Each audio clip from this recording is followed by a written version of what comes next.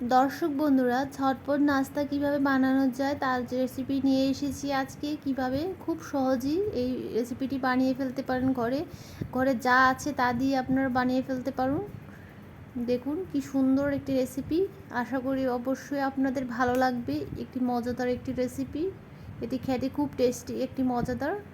এখানে প্রথমে আমি ধনিয়াগুলো কুচি করে নিয়েছি, পেঁয়াজগুলো কুচি করে নিয়েছি। কুচি করা পেঁয়াজ আর ধনিয়া প্রথমে দিয়ে দিচ্ছি। তারপর এখানে আমি গ্রেট করা আলুগুলো দিয়ে নেব। এখানে একটা বড় মাঝারি একটা গ্রেট করে নিয়েছি আলু, আর একটা গাজর আমি এখানে গ্রেট করে নিয়েছি। তারপর উপর থেকে একটু সুজি দিয়ে দেব, 3-4 চামচের মতো এখানে সুজি।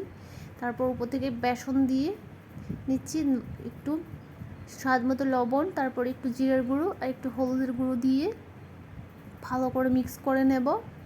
মিক্স করে দেখুন ভালো করে মিক্স হয়ে গেছে, আর একটু দিতে হবে।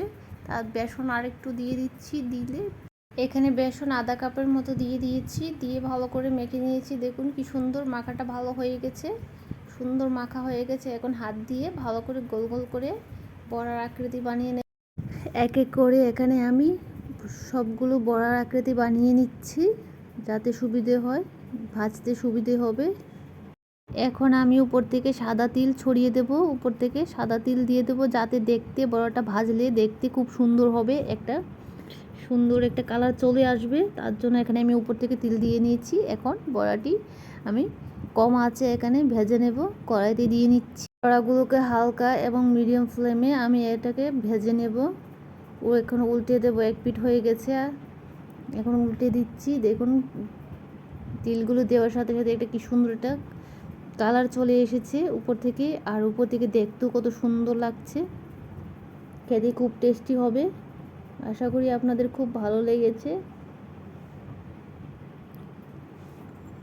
একইভাবে আমি বড়াগুলোকে হালকা হালকা করে কম আঁচে আমি এখানে ভেজে নিচ্ছি। ওগুলো প্রায় হয়ে এসেছে, এখন নামিয়ে নেব। কত সুন্দর একটা কালার চলে এসেছে, দেখি মনে হচ্ছে জিভে জল আসার মতো একটি অসাধারণ রেসিপি। আশা করি অবশ্যই আপনাদের ভালো লাগবে, ঘরে অবশ্যই বানিয়ে খাবেন। আমাকে কমেন্টে জানাবেন কেমন হয়েছে। দর্শক বন্ধুরা, আশা করি আপনাদের ভালো লেগেছে।